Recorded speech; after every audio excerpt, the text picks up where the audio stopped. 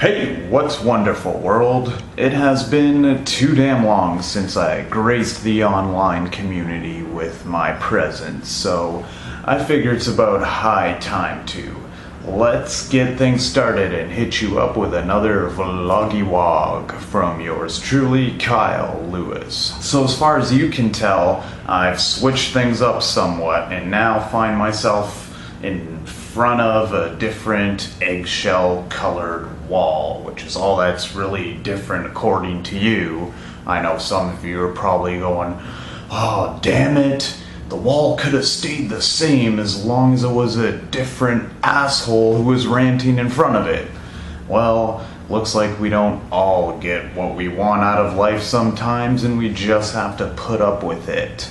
So hopefully I can just keep changing and getting in front of better and better walls. Maybe eventually I'll be in front of such a good wall that you won't even notice the asshole that's in front of it. So here's to hoping.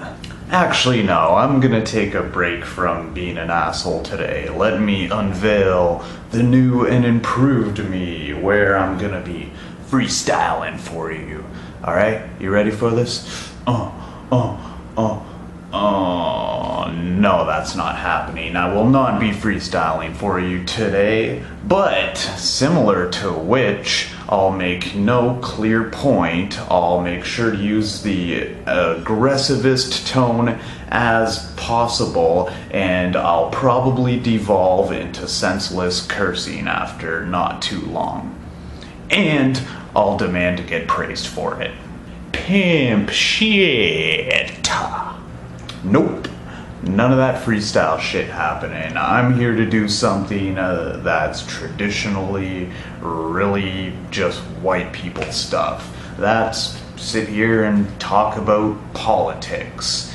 And it's been pissing me off lately because as a white person, I know a white person when I see one. And it doesn't get any fucking whiter than Barack Obama, yet he can play it off like he's all cool and black and down with the in crowd, you know, as he invites all these rappers and famous black people into the White House to, you know, act like he's on their side, when in reality he is just as whitest fucking politician you've ever seen. Here's what's going on in Obama's head. Yes, if I do stuff that black people like, I can get away with some of the most atrocious white crimes imaginable. Yes, watch me take a picture with this rapper Common. Common. Seems like a rather common name, doesn't it?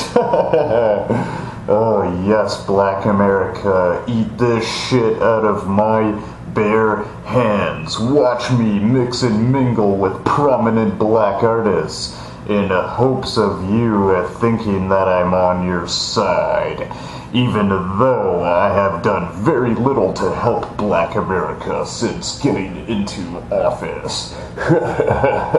This is a fucking cakewalk anyways. Tomorrow's schedule will be much harder, when I've gotta go to the MLK Memorial and give a speech in front of tons of people and actually pretend like I care, while later on that night I do backdoor deals with Republicans and try and siphon the most money out of big oil through doing positive lobbying messages for them as possible.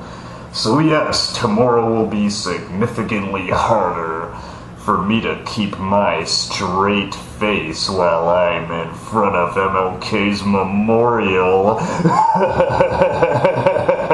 So yeah, that's why I was shocked about this whole Syria situation, and the shock came in two very different forms. The first initial shock was a shock that, oh my god, we're going and might be interfering in a country that has no economic interest for us to bother fooling around with. Shocker there. And the other shock was that the president's actually gonna seek congressional approval. And we all know that I'm going to attack anyways, since the media has been working endlessly in favor of propaganda for this war in Syria. I'm just making it look like I'm diplomatic by going in front of Congress. Alright, chill out, Darkside of Obama, cause I'm actually here to agree with you. You're here to what? Are people not the weirdest fucking people ever? You're all ready to go to war when there's zero evidence of there being a potentially serious threat. Iraq.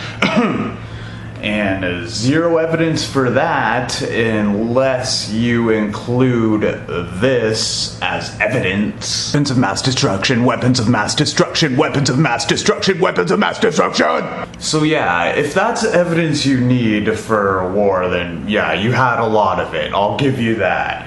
But this is a case where we've been building it up for the past 2 years since the Civil War breakouts have really started to reach crazy casualty levels in Syria.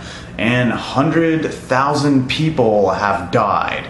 And the regime is using the most brutal tactics possible, bringing chemical weapons back into play since we've had to set up international regulation against them, being that they're so effective and so dangerous and so horrific in the manner that they kill the people, that we've actually set sanctions, international sanctions, against using chemical weapons. So as the evidence keeps piling up and as masses of dead bodies going into spontaneous shock through these chemical weapons, and as the amount of videos keeps piling on of these attacks and their drastic and horrible outcomes, we just look at it like, they didn't go on the cameras screaming, chemical weapons, chemical weapons, chemical weapons, chemical weapons.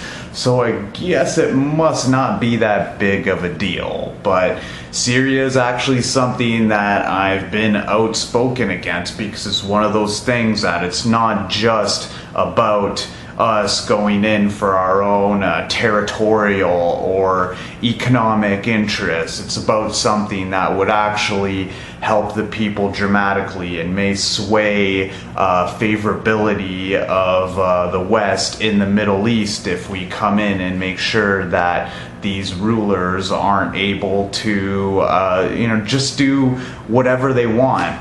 Even if it's not sending ground troops out there, which I totally understand, and I'm totally in favor of reducing our casualties and reducing the amount of casualties that we send out as possible. But with that in mind, to do absolutely nothing from this point on is just a complete nonsense argument. Like, what have we been doing in the Middle East with all these wars if we're actually going to just go, when they actually need us, when there's actually a brutal, vicious dictator just torturing his own citizens, and we're gonna just turn a blind eye to that all of a sudden?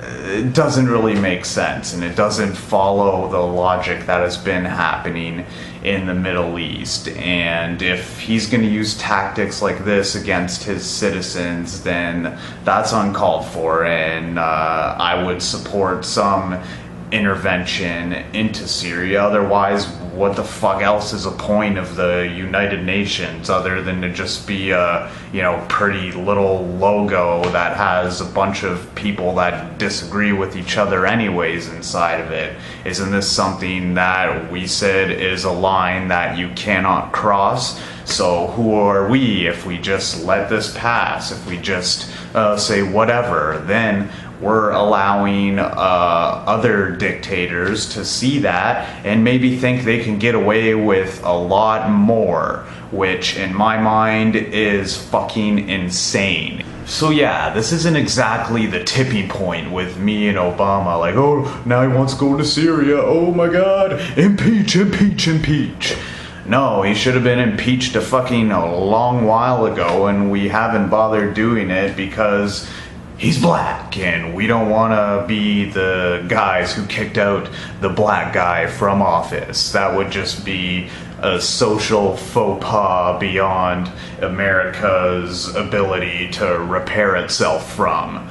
So Obama, in recognizing that, has destroyed the Constitution, has treated whistleblowers like criminals that he should be saving the criminal prosecution for all his banker friends who have supported him with tons of lobbying money and have been allowed to get away with the most insane crimes against humanity, or even if it's small things like making sure that he tells everybody that the Olympic Games must go on, and make sure he makes that point clear, even though he's apparently in favor of gay rights, but wants us to go and have happy games inside of a country that beats down gays and has horrible legalized discrimination against them too. So yeah, there are plenty of things that I'm pissed off about Obama for, but while he's still in fucking office and allowed to just run wild, then we might as well just have him keep going on with it, especially if it's for things that aren't so bad, like Syria, intervening in Syria.